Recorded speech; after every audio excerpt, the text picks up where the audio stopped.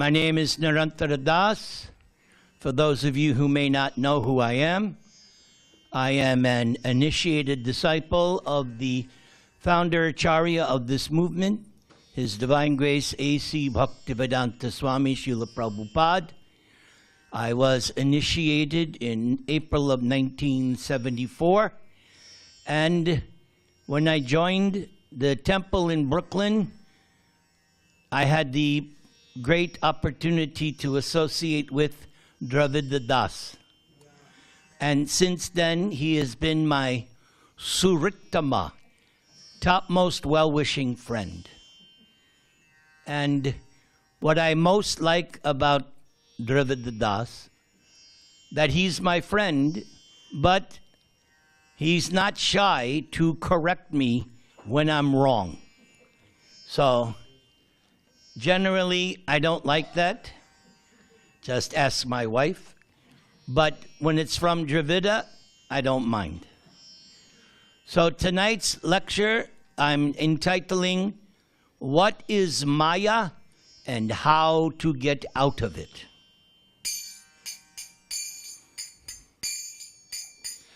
Bhajahure mana Sri Nandanandana Abhaya Charanara Vindare.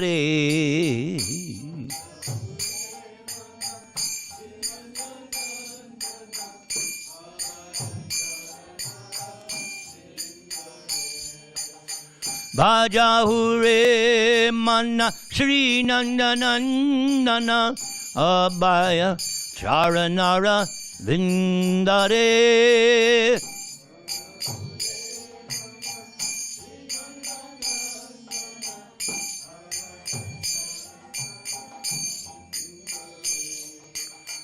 Durlabha manava janama satsange.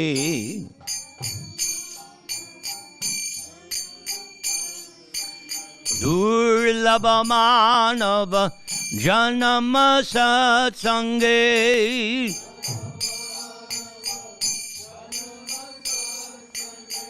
Taraha e bhava sindhure.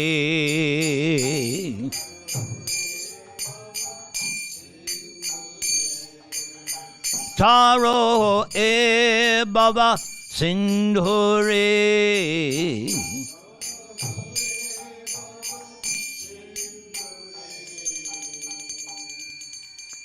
Trinadapi sunichena torar api sahishnuna amanina manadena kirtaniya sadahari harinama harinama harinama eva kevalam kalo nastyeva nastyeva nastyeva gatir anyatha.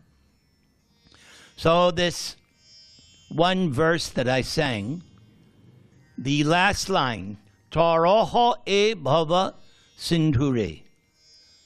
This song is describing that material existence is like an ocean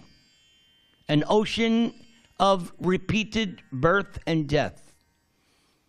And just as if you are in the middle of the ocean, struggling without a raft or a boat, how long you can struggle before you drown.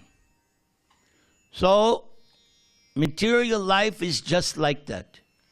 We are all drowning, being tossed by the waves of the modes of nature, goodness, passion, ignorance.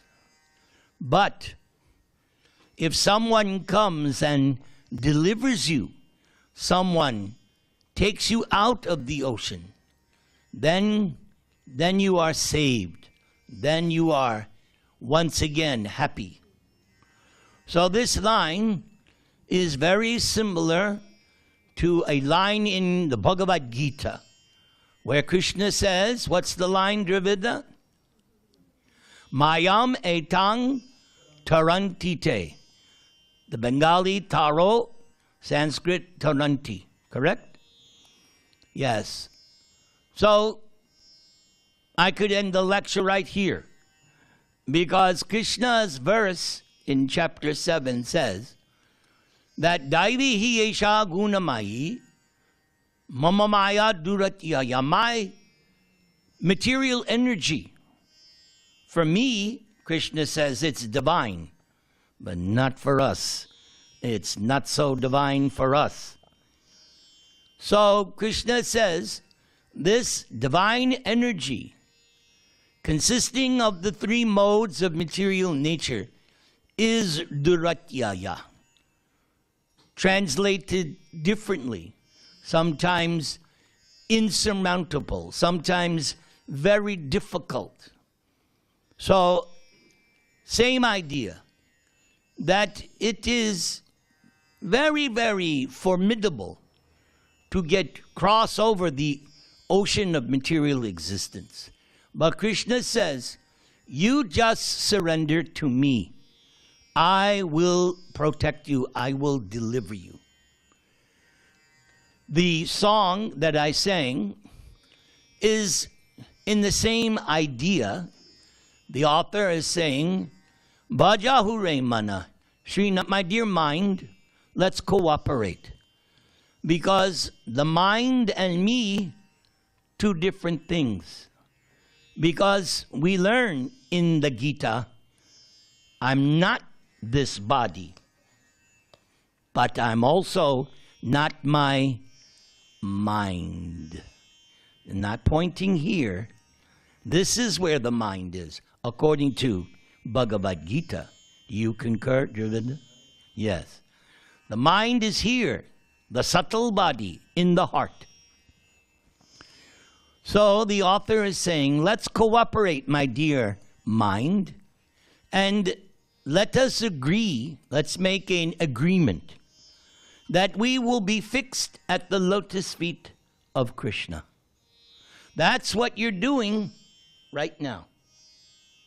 By attending the kirtan, by performing the arti or observing the arti, and especially by hearing the class, you are fixing your mind on Krishna. And what is the next line? Abhaya charanara vindare. Because when you make a contract, there should be benefit for both parties. You don't want a one-way contract. You want mutual benefit. So the benefit is, the author is saying, my dear mind, if we can be fixed at the lotus feet of Krishna, then abhay, fearless. You become fearless. And we'll hear a little bit about this, because I want to read to you and comment from a nice section in the Chaitanya Charitamrita.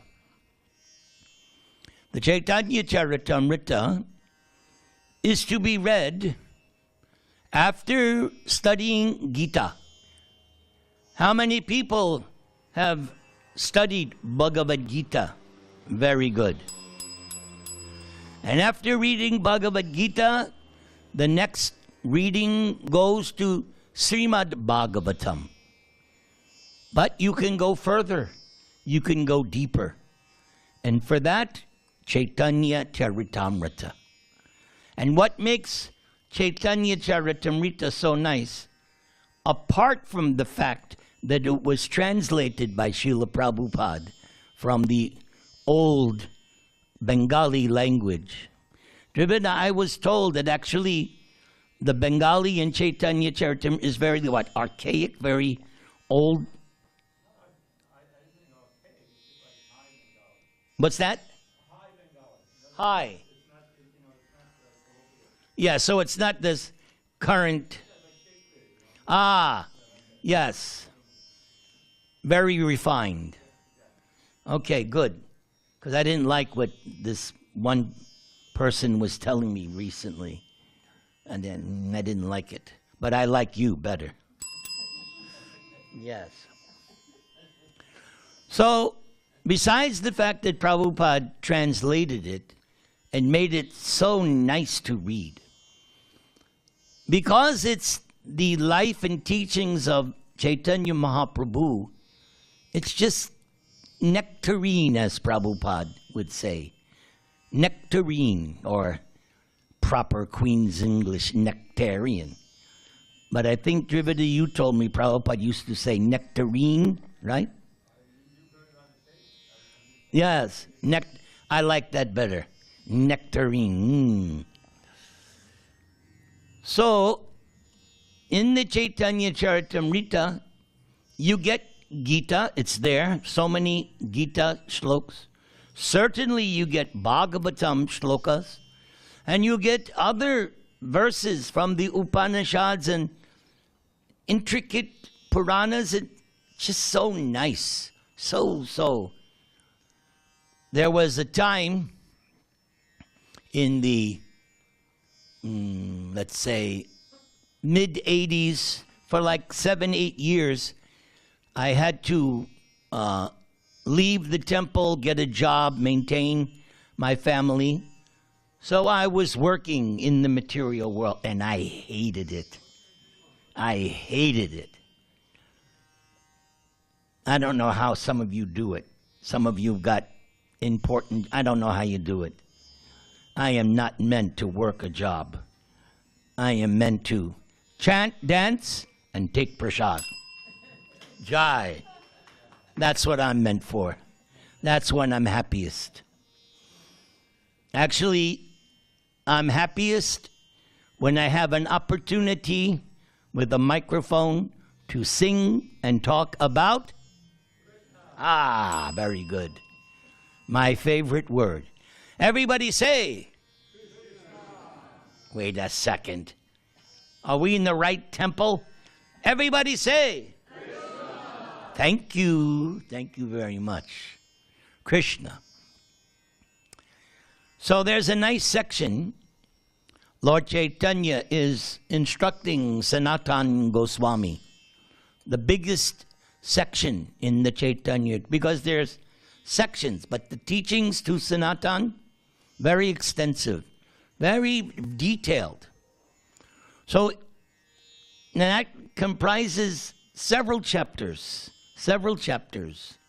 20, 21, 22, 23, 24. So that's 5 chapters. Lots of information.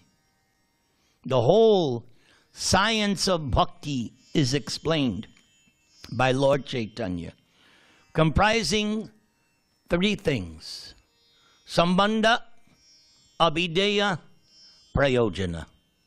Indeed, Lord Caitanya instructs these 3 things. This is the only thing the Vedic scriptures are actually teaching. 3 things. Sambandha, you, me, we have an eternal relationship with God. How many people like that concept, that I have an eternal relationship with God? Yes, you should like that. That's a good sign. Then the next question is, now that I understand that I have an eternal relationship with God, and it seems I have forgotten it, now I should act in such a way that I reestablish. It means it was already there. It's there, but it was like sometimes in a phone call, we get disconnected, right? Say you're on the phone talking to India. Have you seen this? Someone's here and they're talking to India and they're like this. I don't know. They're like shouting because they think in order to speak to India, I have to speak loud. Have you ever seen that? I've seen it many times. I used to have a neighbor for some months, 2 Indian boys, they were renting, and every morning it seemed like one of the young guys was calling back home to India. And so he would be on the porch. I could hear every word of the conversation because he was talking so loud on the phone. So we have to reestablish our forgotten relationship with Krishna. And the process to reestablish is known as abhideya, devotional activities, hearing, chanting, remembering, praying, worshiping, serving, the 9 different items, which the song Bhaja Hure Mana ends with. Sravana Kirtana, Smarana Vandana, Pada Sevana, Dasyare, Pujana Shaki Jana, Atman Nivedana, Govinda, Dasha Abhilash, Hare Abhilash. Desire, aspiration. This is the aspiration of a devotee.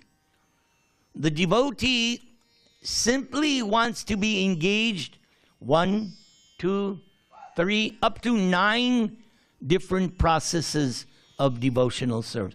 But even one, even if you're attached to one, you can achieve all perfection. Now, in, how shall we say, loose or conversational talking, not shastric, I always like to add item number 10. Etanam, prasadanam, yes, which probably falls under one of the 9. What would you put it under? What's that? Worship. Under worship. Can we get you a microphone so we can hear you when you, because I'm going to call on you a lot, Dravida. Yes. I did glorify you when I started, so you got to earn your stripes, so to speak.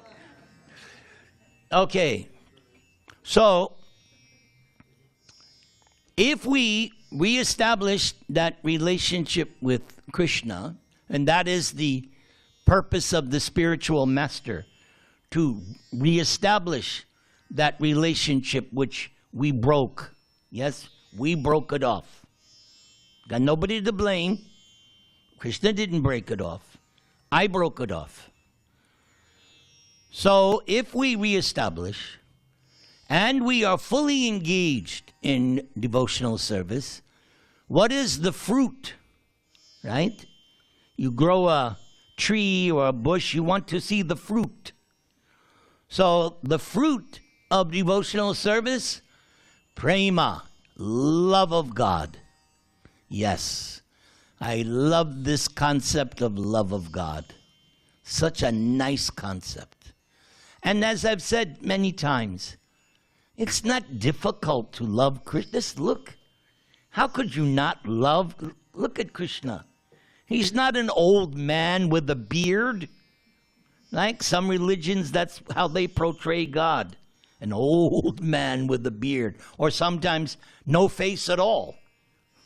Blank, looks like Casper the Friendly Ghost. That's their concept of God. And not this God that's, you know, I'll smite thee down and send you to hell. No. The God that I worship and love, look at him.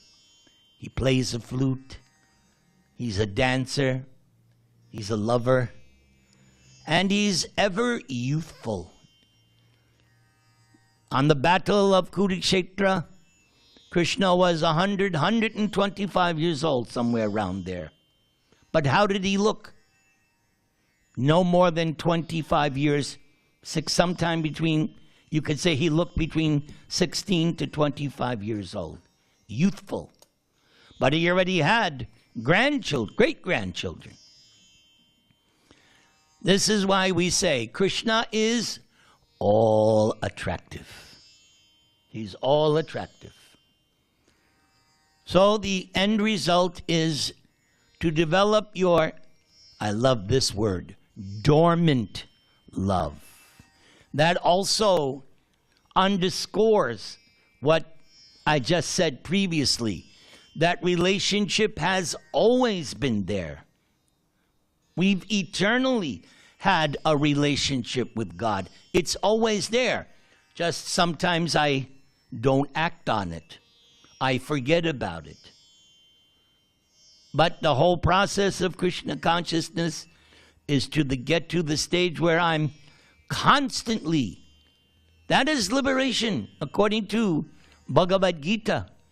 When Arjuna, in chapter 14, asked, what is the process for escaping the modes of nature? Because if you surpass the modes of nature, you're liberated. It's only because of the modes of nature that we are bound up. So Arjuna, towards the end of chapter 14, says, what's the process? Krishna said, yes. Mang chayobi abhicharena, bhakti-yogena sevate, sagunan samatit yaitan, brahma bhuyaya kalpate.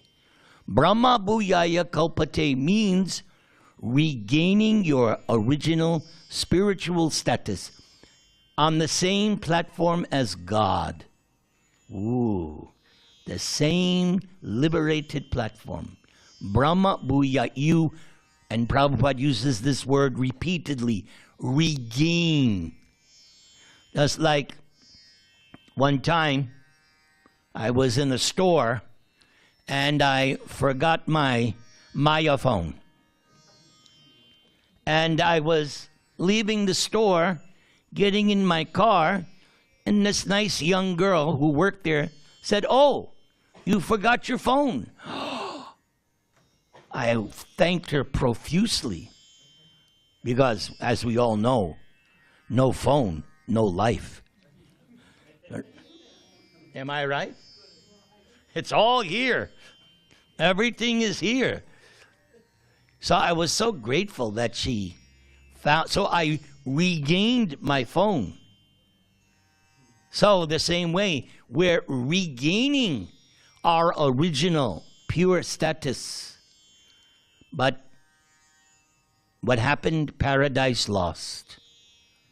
We somehow or other voluntarily chose to be independent. So that's why we're here. And so that verse in Gita, you want to be liberated, then you have to engage bhakti-yogena. You have to engage in devotional service 24/7, 365 for the rest of your life and afterwards. If you can achieve that status, you've achieved real liberation, tangible realization. All right. Are you ready to hear the words of Lord Caitanya? Say, Gauranga. All right, this is a very nice section. Lord Caitanya is saying, although the Jiva, that's who we are Jiva, living entity, has the facility to live either in the material or spiritual world, one suffers the threefold miseries of material existence. We all know what that is. Threefold miseries. Doesn't your own body and mind cause you suffering? Doesn't the environment, the forces of nature, doesn't that sometimes cause us misery? And then other living entities, neighbors, husband, wife, sometimes. Co-workers, yes? Bed bugs, yes. You get a ding for that. Yes, other living, and you know in India, right? If you go to Mayapur, what happens? Mosquitoes. I remember 1975, I was in Mayapur, and just going to the bathroom and coming back, I had 108 mosquito bites all over me. Or another, when I went to Vrindavan in 1975, June. So those who are in India, you know what June is like in Delhi, in Vrindavan. Hot, hot, hot, hot. And so we would have lunch on banana leaf plate, right? And the prasad would be on there, and there'd be 1,000,000 flies. Really? They would just whoosh. So the devotee said, oh, you just go like this.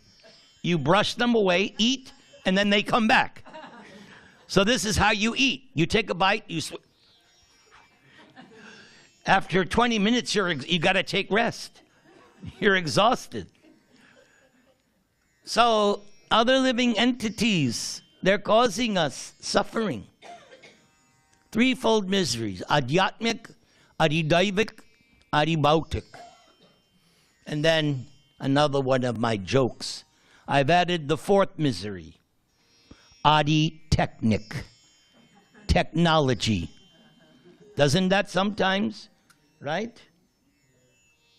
Right now, everything is tied up to computers and the Wi-Fi, and it just takes one knucklehead to knock out the system, you're lost.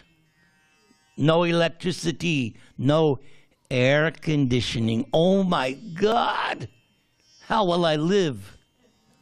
Yes, we're so dependent on technology, more and more and more and more. Okay, so because the jiva is influenced by avidya, nescience, it's a potency of Krishna, the nescience potency of vidya, which covers one's constitutional position. Our constitutional position: to be the eternal loving servant of God. That's why we exist. We exist to share a loving relationship with God. Just like parents, you create progeny because you want to share your love, your happiness, your wealth, which is why a lot of people aren't having kids nowadays. They're becoming selfish. I know some people. But traditionally, you would have children in order to share your love and your wealth and your happiness. Your happiness increases. So God is the same way. He has expanded the unlimited living entities to share a loving relationship, rasa, a loving relationship.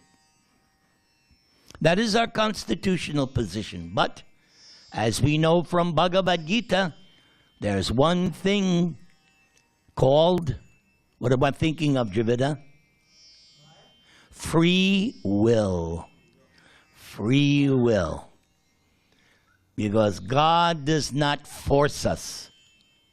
Has to be free.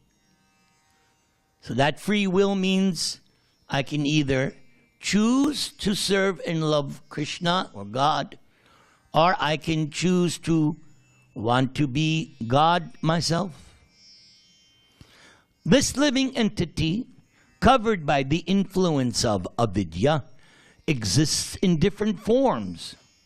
One is thus proportionately freed from the influence of the material energy to greater or lesser degrees. So just like the lower species, the insects, the aquatics, the plants, the trees, the animals, their situation is very restrictive. They don't have as much freedom as human beings do. And the demigods have even more abilities and freedoms. So not everybody is experiencing material existence to the same degree. And as human beings, we have free will, and we can acquire knowledge and elevate ourselves, improve our situation. Here comes a big verse. So I've included the Bengali. I'll try my best. I cannot say that I pronounce Bengali properly, but I'll try. Krishna bhuli she jiva anadi bahu mukha Ata eva maya tare deya samsara dukkha. How did I do, Dravid? Any Bengalis in the house? No? Okay. Oh, wait. How did I do? Perfect? 90%. Oh, that's an A. That's an A. Thank you. Thank you. I like that. An A. Hey, at least I didn't get F. Forgetting Krishna, the living entity has been attracted by the external feature from time immemorial, meaning don't try to figure out how it happened. That's a big mistake. Trying to figure out how did it all start. Just like, God forbid, supposing there was a fire, right? You don't ask first, well, how did the fire start? No. You get out of the fire, then you can do the investigation. How the fire. First, you have to save yourself. So we should extricate ourselves, and then we can ask, how did I get here? But here's the catch. Once you get out, meaning you return to the spiritual world, trying to figure out why you got here in the first place will be the last thing on your mind, because you will be so happy to be with Krishna again. You'll be so happy. Happy with a capital H. Okay. Therefore, the illusory energy, Maya, gives one all kinds of misery in material existence because we're attached. In the material condition, the living entity is sometimes raised to a higher planetary systems and material prosperity, and sometimes drowned in a hellish situation. One state is exactly like that of a criminal whom a king punishes by submerging in water and then raising again out. So the system was the criminal would be dunked in the water, and just before drowning, and then back in, and then out like this. That's punishment. Lord Caitanya is saying, that's our situation here in the material world. Then he quotes very, very famous verse from the 11th canto in Sanskrit. I'm a little better in Sanskrit. Not as good as Dravida, but I'm okay. Bhayang dvitiya biniveshata syad. Ishad apetasya viparyayo smriti. Tanmaya yato buddha abhajetang. Bhakti-yoga yeshang guru deva tatma. When the living entity is attracted by the external material energy, which is separate from Krishna, the jiva is overpowered by fear. Because one is separated from the Godhead by the material energy, one's conception of life is reversed. So that's called dyslexia. Spiritual dyslexia. In other words, instead of being the eternal servant of Krishna, one tries to become Krishna's competitor. This is called viparyayo smriti. To nullify this mistake, one who is actually learned and advanced worships the Supreme Personality of Godhead as spiritual master, as worshipful deity, and the very source of life itself. The jiva thus worships the Lord by the process of unalloyed devotional service. Unalloyed devotional service means, God, Lord, I love you just because you're you.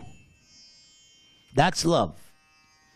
In one tape, when Prabhupada is explaining the song that we sing, Jaya Radha Madhava. You know that song, right? So Prabhupada once sang that in New York and explained it. And he said that the residents of Vrindavan, they don't care that Krishna is God or not God. They don't care. They just love him. That's the stage of unalloyed devotional service. Krishna may be whatever he is, I don't care. We love him. That's all. Mother Yashoda would sometimes see Krishna's majesty and opulence, but then immediately her motherly affection took over and said, no, that's Maya. This is my little son. Nanda Maharaj told Uddhava told Nanda Maharaj, your son Krishna, he's God. Nanda Maharaj said, he may be God, whatever, I don't care. He's my son, I have to instruct him. That's all. So that's the stage of unalloyed. You simply love Krishna because he's Krishna. All attractive. Lord Caitanya continues. If the conditioned soul becomes Krishna conscious by the mercy of saintly persons who voluntarily preach scriptural injunctions and help one to become Krishna conscious, the conditioned soul is liberated from the clutches of Maya. What a nice phrase. Prabhupada uses this a lot. The clutches of Maya. So descriptive. Who gives up the living entity? She lets you go. I've written a song. I've written many songs. But my number one greatest song I ever wrote, goes like this. No, I can't do it. Anyway, the idea is same thing here. In the song, I am praying, help me, Krishna, to get out of Maya. Help me. We all need Krishna's help. Yes. Please help me, Krishna, get out of Maya. Then, Lord Caitanya quotes that verse that I began with, Daivi Yesha Gunamayi, from the 7th chapter. Then another important line here, another Bengali verse. Maya Mugda Jivera Nahi Shvatak Krishna Gyan. Jivere Kripai Koila Krishna Veda Puran. A minus what? A plus. I like this guy. You're good. Thank you. The conditioned soul cannot, here it is, cannot revive. There it is. Revive. Means something was alive already, and now it has been revived. Cannot revive his or her Krishna consciousness by one's own effort, but out of causeless mercy, Krishna compiled the Vedic literature and its supplements, the Puranas. So that form of Krishna is Vyasadeva, who we will all worship coming up, I think this month. Guru Purnima happens in the month of July, correct? So Vyasadeva is credited with compiling all the Vedic literatures. He's known as Bhagavan Rishi, God in the form of a Rishi, empowered, Shakti Avesh, empowered to compile the Vedic literatures. Okay. So the forgetful conditioned soul is educated by Krishna through the Vedic literatures, the realized spiritual master, and the super soul, Krishna in the heart. So you have three things helping you. You have, and Prabhupada emphasized, books. Books. Books are the basis. So our whole movement is based on Prabhupada's books. My favorite story happened in Los Angeles. I was in Los Angeles yesterday. I gave the morning class, and I was reminded that one time Prabhupada's a North American BBT trustee came to Prabhupada and said, "Oh, Prabhupada, here is a new edition of the Bhagavatam." And those new editions would have gold leaf, right? Gold, because you worked on the books. See, it goes way back. Not only does he know the books, he worked on the books. So he has a deep connection with Prabhupada's books. So he brought Prabhupada this new book. "Prabhupada, we just published this, and we're going to distribute it right away," because he was very enthusiastic for distributing books. So he was promising Prabhupada, "We will go out and distribute it." Prabhupada said, "No, first read it." So Prabhupada wants us to read these books. They're not just for selling. They're for us to read and imbibe. How many read something of Prabhupada's books every day? Not enough hands. All right. It's my duty to point that out. My suggestion, find one book that you really, really, really love. For me, I have several. Krishna book, Chaitanya Charitamrita, Bhagavatam. Yes. There's always something I can read. And I've read these books over and over and over. I still love it.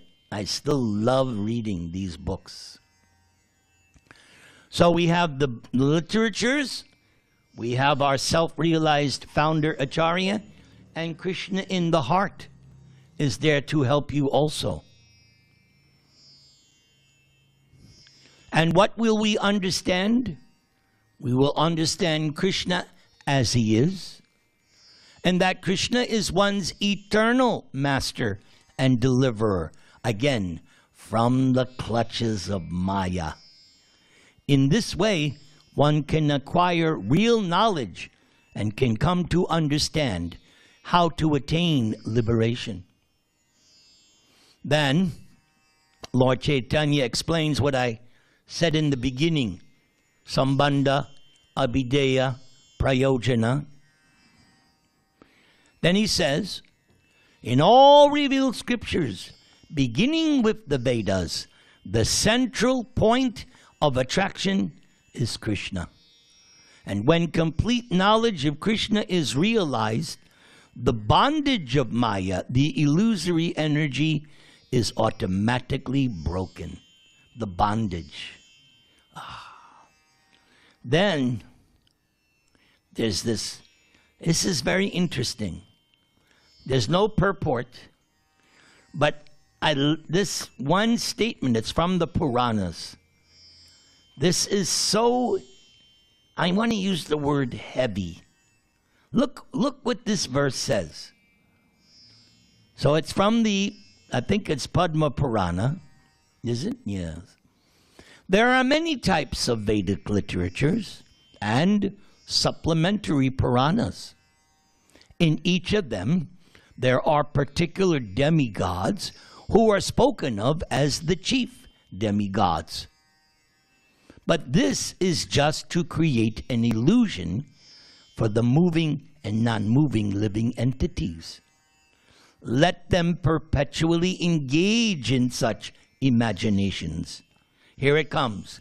However, when one analytically studies all the Vedic literatures collectively, one comes to the conclusion that Lord Vishnu or Krishna is the one and only the Supreme Personality of Godhead. That's a powerful statement. Because you'll hear so many people, I say this person is God. I say this person is God. This verse is saying, that's all right. You study all the Vedic scriptures impartially, with no agenda. This should be the conclusion. Lord Vishnu in Krishna is the supreme. All in favor say Krishna. Due to being opposed to Krishna consciousness, the conditioned soul is punished by the witch of the external energy. Wow. Lord Caitanya uses this, the witch. There is that song. Bhakti-yoga Thakur picks up on that. Jeev-jago, Jeev-jago, Gura Chanda Bole, Kota Nidra, Jao Maya. Here it is. Pishachira Kole. Pishachira. Isn't that witch? Yes. The witch of Maya. Wow. So one is punished and one is ready to suffer the threefold miseries. Miseries brought about by the body and mind, inimical behavior of other living entities, and natural disturbances caused by the demigods. Yes. In this way, the conditioned soul becomes the servant of lusty desires. This is what's happening all over the world. The whole world is running on this. Everyone is a slave to their lusty material desires. And this is the root cause of all the problems in the world. Here it is. Everyone is a slave to their lusty desires. But when these are not fulfilled, and Bhagavad Gita says that is sure to happen, that is a given. You're not going to be fulfilled in your material lusty desires. That's how this material world is designed. It's built in. It's hard to accept because the promise of material happiness is so strong. There's this promise, but it's a tease. No, it's designed. We sang it in the 60s. I can't get no satisfaction. 1965, that was the song. This time of the year, it was the big hit. Everybody was singing, I can't get no, but did it dawn? No, because we were still chasing the dream and getting frustrated over and over and over and over till one day, after so much frustration, by Krishna's mercy, you come in contact with a devotee. You get a book, you get some prasad, and you see, oh, there's something better. It's called samosa. Yes. Cooked in ghee. Huh? Yes. And of course, offered to Krishna. Yes. And when these are not fulfilled, one becomes the servant of anger. That's what Gita says. Anger comes after frustration and then continues to be kicked by the external energy, Maya. So you could say Maya is the Adi soccer player because she's constantly kicking the rebellious soul. Just like I'm sure you've seen the soccer players. They kick the ball, right? That's us. We're the ball, and Maya's the kicker. Wandering and wandering throughout the universe. The fortunate jiva may get the association, listen to this, of a devotee physician. Not a doctor, a devotee physician. In other words, a spiritual master, a bona fide devotee, is a transcendental physician that can cure your real disease. The real disease is avidya, ignorance, material identification. Where Bhagavad Gita begins. Material identification. So the devotee physician knows how to administer the right medicine. And the instructions and hymns make the witch of the external energy flee. So my advice, if you notice that Maya has come, this is what you do. If you one day wake up, I've had this experience. You one day wake up, oh my God, I'm in Maya. Don't worry. Sit down and start chanting, Hare Krishna, Hare Krishna, Krishna Krishna, Hare Hare, Hare Rama, Hare Rama, Rama Rama, Hare Hare. That's it. Just call out to Krishna. Just cry out. What does Prabhupada say? Like a child crying for its mother. That's how we should chant. Not this. No.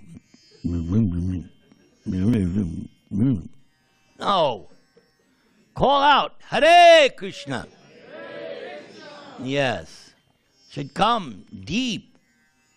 If you listen to Prabhupada's recordings, Prabhupada is singing deep from his heart, crying out, Jaya Radha Madhava. So he's crying out to Krishna. The conditioned soul thus gets into touch with devotional service, and this way can approach nearer and nearer to the Lord. That is the whole purpose of the second initiation, to get nearer to the spiritual master, so that the spiritual master can impart more details, more higher level knowledge. So, Javida, you have the mic. Would you like to chant the Kamadinang verse? I'm sure you know it. I know you would. I have a poem too. Should I do the poem? Yes, you can do it. I can do it. But first I want to do one other poem. See if you recognize the Bengali for this one. Okay. O wretched, foolish mind, just give up all deceit and worship Krishna's fearless lotus feet. Bhaja Hure Mana. Oh, wait, I didn't finish. Don't waste this human life. Stay close to devotees and cross this worldly sea of miseries. That's the refrain. That's the chorus. Yes, line that's the Dravidian translation. I did the rest too, but I don't remember. That's good. Okay. Kamadinang katina katita parita dunideshas. Tesham jata mayna kaduna natrapano prashantihi.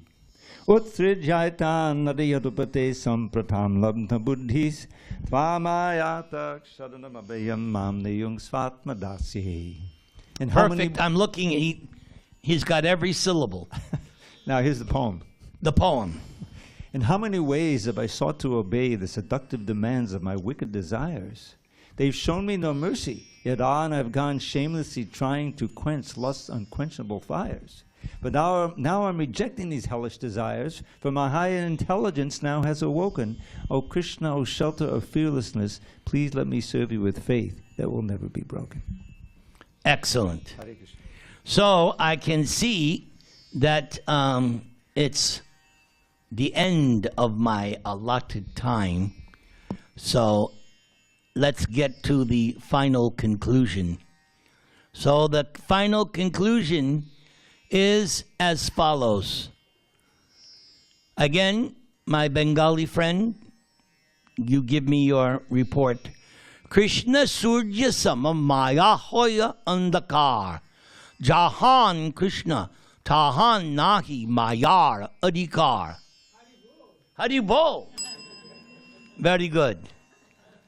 Krishna is compared to sunshine, and Maya is compared to darkness. Wherever there is sunshine, there cannot be darkness. We see that today, right now, if you go outside. The sun is still shining. There's no darkness. As soon as one takes to Krishna consciousness, the darkness of illusion, the influence of the external energy, will immediately vanish. So the conclusion is always the same. Hare Nama, Hare Nama, Hare Nama eva kevalam, Kalo nastyeva, nastyeva, nastyeva gatir anyatha. There is no other way. There is no other way. There is no other way. Hare Nama, Hare Nama, Hare Nama. The holy name of God. Hare Krishna, Hare Krishna, Krishna Krishna, Hare Hare, Hare Rama, Hare Rama, Rama Rama, Hare Hare.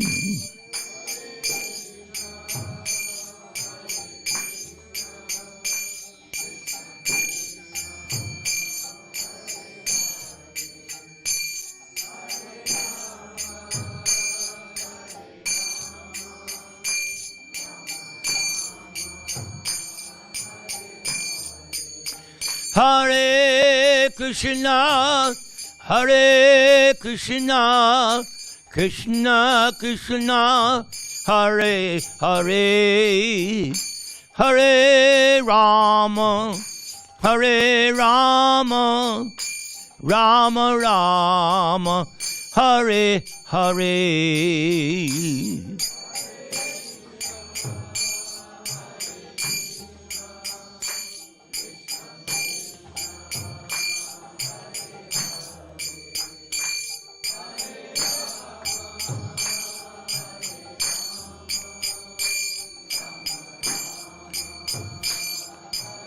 Again, everybody, loud.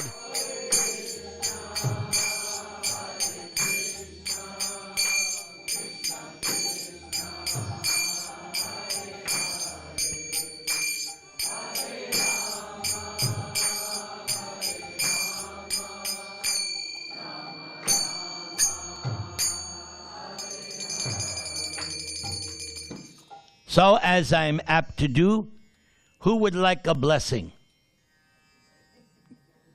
All right, if you want a blessing, fold your hands. I will now give my final blessing to all of those. My dear Lord Krishna, bless these nice devotees. They have sat and listened to your message, and you are very pleased by that. You are sitting in their hearts, and you have been cleansing their hearts from all kinds of inauspiciousness, abhadrani. So I bless you all that you get more of a taste for hearing and chanting, more of a taste for this name of Krishna, and more a taste of hearing and chanting about Krishna. Hare Krishna, Hare Krishna, Krishna Krishna, Hare Hare, Hare Rama, Rama Rama, Hare. Thank you very much. All glories to this ISKCON San Diego, the most happy place on earth, not Disneyland. This is the happiest place on earth. Haribol. Haribol. Well, thank you.